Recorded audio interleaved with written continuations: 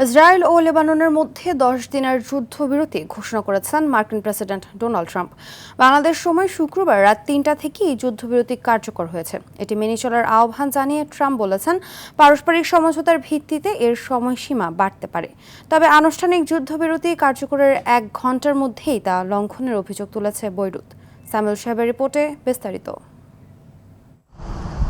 তীব্র হামলা পাল্টা হামলার পর অবশেষে লেবাননেও আনুষ্ঠানিকভাবে 10 দিনের যুদ্ধবিরতি কার্যকর হয়েছে। তবে শেষ 1 ঘন্টায় সেখানকার পরিস্থিতি শান্ত হওয়ার বদলে আরও উত্তপ্ত হয়ে ওঠে। লেবাননের জাতীয় সংবাদ সংস্থা জানায়, বৃহস্পতিবার রাতে যুদ্ধবিরতি কার্যকরের কয়েক ঘন্টা আগে দক্ষিণাঞ্চলে ব্যাপক হামলা চালায় ইসরায়েলি বাহিনী।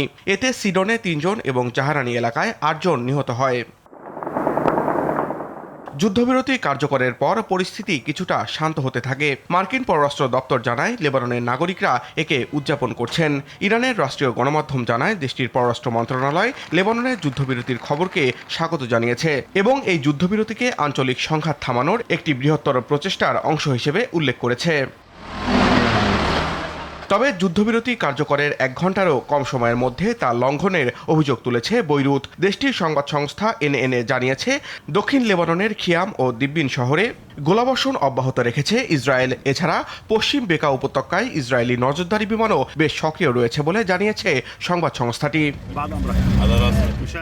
এদিকে মার্কিন প্রেসিডেন্ট ডোনাল্ড ট্রাম্প হিজবুল্লাহর প্রতি যুদ্ধবিরতি মেনে চলার আহ্বান জানিয়েছেন। একই সঙ্গে চলতি সপ্তাহান্তে ইরানের সঙ্গে একটি চুক্তিতে পৌঁছাতে ইসলামাবাদে আবারও বৈঠকে বসার ইঙ্গিত দেন তিনি।